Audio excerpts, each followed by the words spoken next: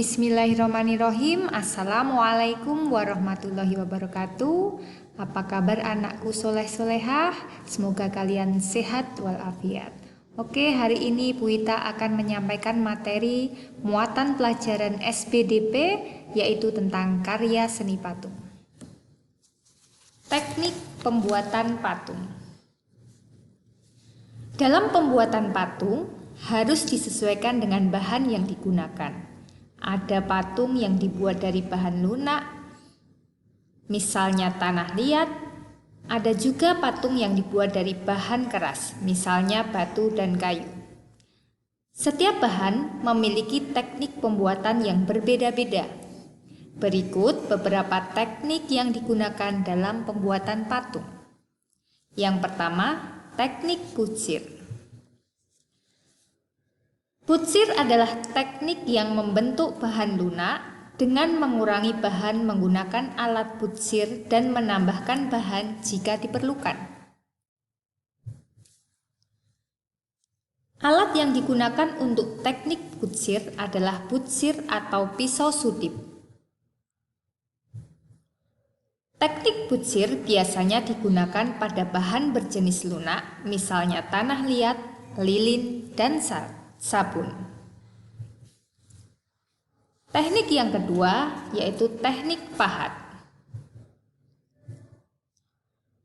Pahat merupakan teknik untuk mengurangi bahan menggunakan alat pahat. Selain alat pahat, teknik ini juga menggunakan palu untuk membenturkan pahat pada bahan patung. Teknik pahat biasanya digunakan pada benda keras seperti kayu dan batu. Teknik yang ketiga yaitu teknik mencetak. Teknik mencetak dibagi menjadi dua, yaitu mencetak tuang atau cor dan mencetak tekan. Teknik mencetak tuang atau cor biasanya digunakan dalam membuat patung dari bahan semen, gips, dan emas cair. Adapun mencetak dengan teknik tekan biasanya digunakan dalam pembuatan patung berbahan plastisin atau tanah liat. Teknik yang keempat yaitu teknik konstruksi. Teknik konstruksi merupakan teknik yang digunakan dengan cara menyusun atau membangun bahan. Teknik yang digunakan adalah dengan membuat kerangkanya terlebih dahulu. Alat yang dibutuhkan dalam teknik ini adalah rangka bangunan atau meja putar. Bahan yang digunakan biasanya dari tanah liat, plastisin, semen, dan gips. Teknik kelima yaitu teknik las. Teknik las merupakan pembuatan karya patung dengan cara menggabungkan bahan ke bahan yang lain untuk mendapatkan bentuk yang diinginkan. Teknik las digunakan untuk menggabungkan bahan logam dan merakitnya menjadi bentuk tertentu. Merancang pembuatan patung. Orang yang membuat patung disebut pematung. Membuat patung bertujuan untuk menghasilkan karya seni yang dapat bertahan dan dinikmati selama mungkin. Sebelum menghasilkan karya dengan nilai seni yang tinggi, seseorang perlu merancang pembuatan patung.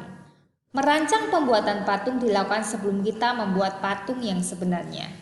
Nah, ada beberapa tahapan dalam membuat rancangan patung, diantaranya yang pertama membuat sketsa patung.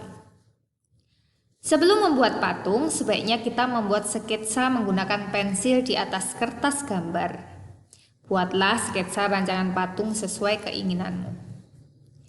Kemudian tahapan yang kedua, menyiapkan alat dan bahan yang dibutuhkan. Sebaiknya kita memilih bahan yang mudah untuk didapat. Selain mudah didapat, pilihlah bahan yang mudah dibentuk menjadi patung, seperti tanah liat dan plastisin. Tahapan yang ketiga, memilih teknik pembuatan. Pilihlah teknik pembuat patung yang kamu anggap mudah. Biasanya, teknik pembuatan patung yang mudah adalah teknik butsir dan cetak. Teknik tersebut digunakan untuk patung berbahan lunak seperti tanah liat dan plastisin. Tahapan yang terakhir atau keempat yaitu memilih teknik pengeringan. Setelah patung sudah berbentuk, biasanya bisa dikeringkan menggunakan metode panas matahari. Namun, ada juga yang menggunakan teknik pembakaran. Teknik pembakaran lebih sulit dilakukan, tetapi akan menghasilkan patung yang keras dan lebih kuat. Nah, itulah tadi anak-anak tentang teknik pembuatan patung. Nah, semoga kalian paham. Terima kasih. Wassalamualaikum warahmatullahi wabarakatuh.